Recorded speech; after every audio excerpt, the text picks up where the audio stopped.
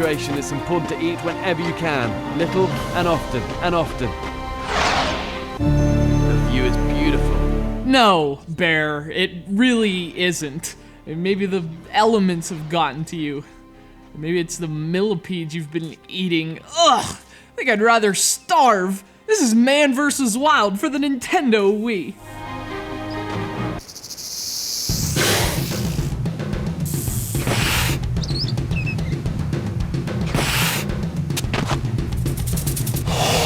Now, if you've been living under a rock, you're actually probably very aware of this show because Bear Grylls probably steps on your house every freaking day. He hosts the popular Discovery Channel program Man vs. Wild, a show I actually thoroughly enjoy. Bear is an adventurer guy who skydives into a remote location and demonstrates survival techniques in the forest. It's actually much cooler than it sounds. Man, that hurt. This is always a danger when jumping into the unknown. Got to somehow figure out a way to get out of here. By the way, Bear Grylls is freaking legit. He's not just some product of the media. He's the youngest chief scout in the history of all things. He's hosted a dinner party at an altitude of 25,000 feet. I mean, the only thing fabricated about Bear Grylls is his name. His name is actually Ed Grylls, which might even sound more badass. So Man vs. Wild is all about surviving. Incidentally, so is being a Wii owner. And so in the spirit of the show upon which this god-awful game is based, we're going to provide the internet's only survival guide for Man vs. Wild for the Nintendo Wii.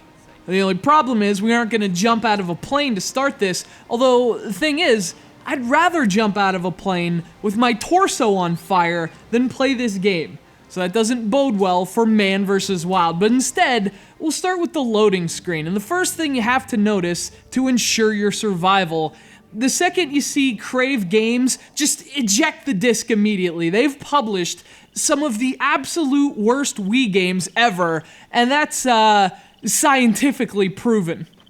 After you eject the disc, that's it. That's all. You're alive, and you're welcome. In addition to being a crime against humanity, Man vs. Wild is essentially an action game, only without a whole lot of action. You control Bear as he moves through the wilderness, which is strangely linear and low res, and struggles to survive. You're building shelters from sticks, you're fighting snakes with sticks, you're stabbing fish with sticks, and subsequently, you're breaking your Wii with sticks.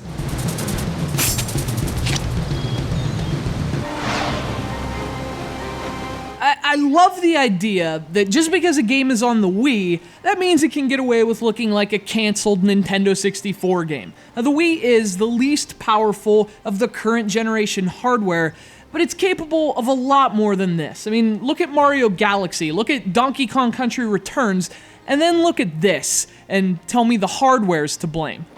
The poor presentation values are a harbinger of poorness to come. The gameplay is poorly designed and utterly uninteresting, consisting almost entirely of walking from one dot to another through hideous environments only to prompt little mini-games. The basic idea is you have to keep Bear alive while you're doing this, so you have to keep him hydrated, well-fed, and well-rested.